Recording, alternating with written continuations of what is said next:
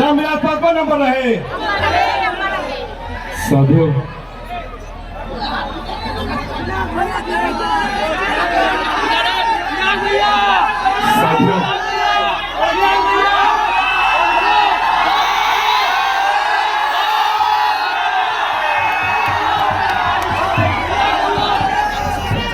साथियों, आज आप लोगों के बीच एक ऐसे समय पर आना हुआ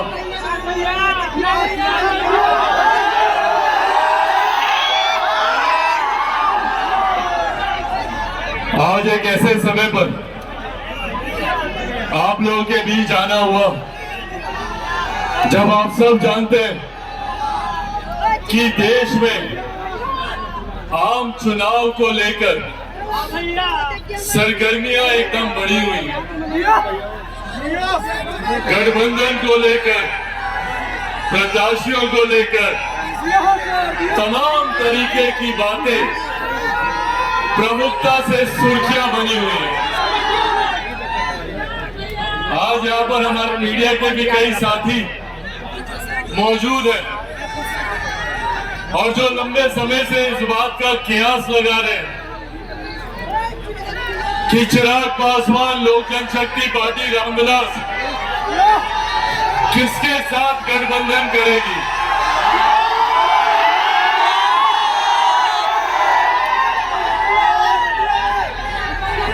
किसके साथ हम लोग आने वाला चुनाव मिलकर लड़ेंगे।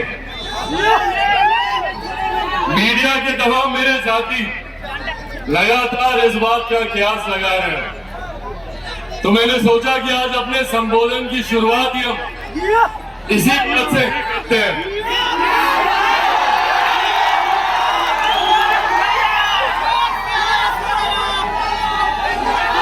अगर रही बात गठबंधन की, तो इस बात को मैं स्पष्ट कर दूं कि चिराग पासवान का गठबंधन, चिराग पासवान का तालमेल सिर्फ और सिर्फ बिहार की जनता के साथ है।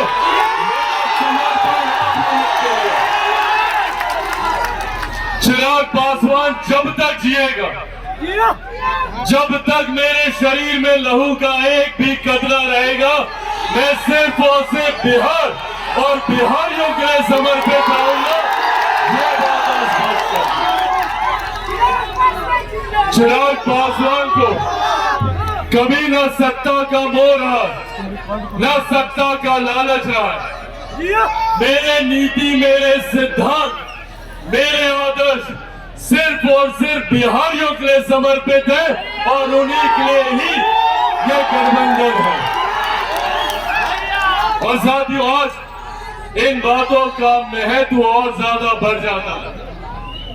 आज जब हम लोग चुनाव की पूर्व संध्या पर यहाँ एकत्रित हुए हैं, आज जब हम लोग चुनाव से ठीक पहले यहाँ एकजुट हुए, तो ये कुछ ऐसी अहम बातें हैं जो मैं आप लोगों के साथ साझा करना चाहता हूँ। कई सरकारें आई, कई सरकारें गई, कई गठबंधन हुए, कई गठबंधन टूटे, पर आज भी हमारे प्रदेश की समस्याएं वही की वही मौजूद है।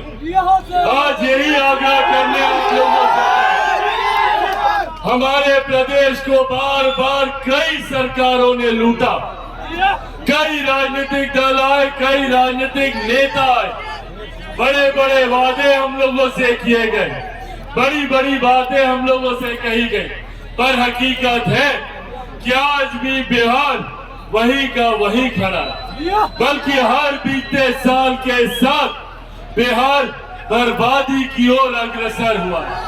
आज भी हमारे बिहार के युवा मजबूर हैं यहाँ से पलायन करने के लिए।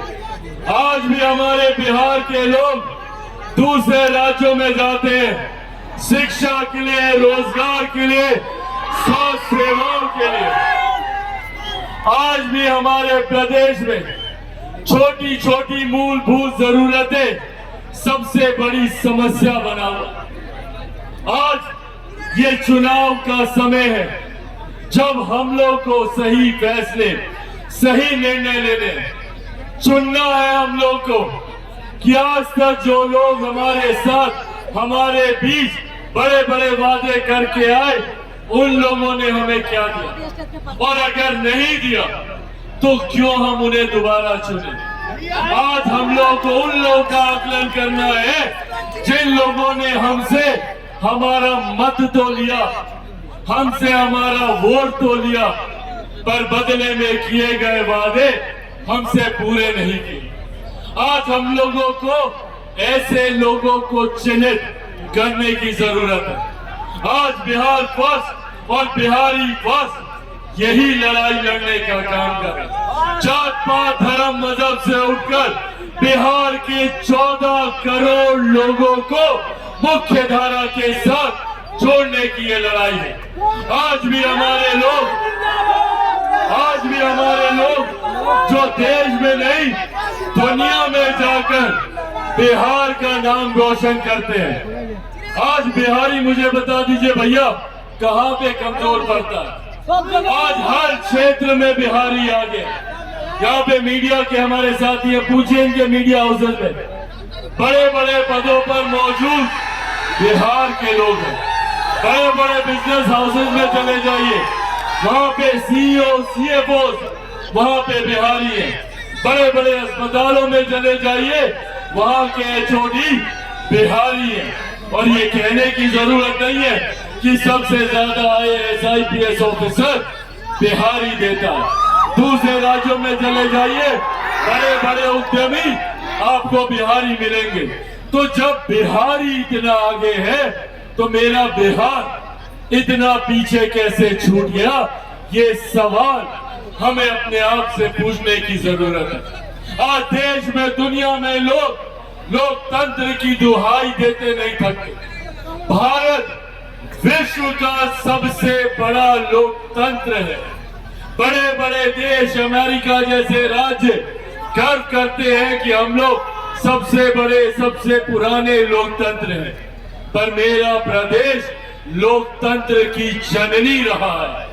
आज इस वैशाली की धरती पर खड़े होकर मुझे गर्व होता है कि अगर देश को और दुनिया को किसी ने लोकतंत्र का मार्ग दिखाया, लोकतंत्र का रास्ता दिखाया, तो वो हमारी वैशाली की धरती है। एक से एक महापुरुषों ने हमारी धरती पर जन्म लिया। एक से एक महापुरुषों ने हमारी धरती पर आके अपने ज्ञान के रास्ते को आगे बढ़ाने का काम किया। जहां एक तरफ गौतम बुद्ध की धरती, भगवान महावीर की धरती, गुरु गोविंद सिंह जी की धरती, मेरी माता सीता की धरती, ये बिहार रहा है। बड़े बड़े जो लोग राजनीति में चाणक्य नीति अपनाने का काम करते हैं, चाणक्य की धरती रहा है। यहाँ पे गणित में शून्य का आविष्कार करने वाले आर्यभट्टा की धरती, ये हमारा प्रदेश रहा। तो जब हमारा प्रदेश इतना आगे रहा, इतना गौरवशाली हमारे राज्य का इतिहास रहा, बगल में नालंदा है, नालंदा यूनिवर्सिटी का जिक्र हम लोग सदियों से सुनते आए। जब देश को क्या, दुनिया में भी किसी ने शिक्षा के महत्व को नहीं समझा था, तब से हम लोग नालंदा यूनिवर्सिटी की चर्चा करते हैं। जब अलग अलग देशों के राष्ट्रीय अध्यक्ष आते हैं और मां महिम राष्ट्रपति उनके स्वागत में भोज देती हैं, तो उस कार्यक्रम में एक बड़ी तस्वीर नालंदा यूनिवर्सिटी की लगाई जाती है। ये हमारे प्रदेश की पहचान है। पर आज यही प्रदेश विभिन्न प्रकार की समस्याओं से जुड़े, और ये जिम्मेदारी अब हम सब पर आती है। हमारी पिछली पीढ़ी ने निरंतरता में संघर्ष किया, हमारे बुजुर्गों ने किया। मैंने खुद अपने नेता, अपने पिता आदरणीय रामविलास पासवान जी को देखा कि किस तरीके से उन्होंने अपना पूरा जीवन समर्पित किया कि कैसे हम लोग अपने प्रदेश को विकसित राज्य की श्रेणी में लाकर बराबरी पर खड़ा करें। पर कई तरीकों के मतभेदों की वजह से, कई तरीकों के विभाजनों की वजह से हमारा प्रदेश उस विकास की गति को हासिल नहीं कर पाया। और आज यही आग्रह करने आप लोगों के बीच आया। हम लोग को जात पात धर्म मजहब में बांटकर विभाजन की राजनीति सुनियोजित तरीके से की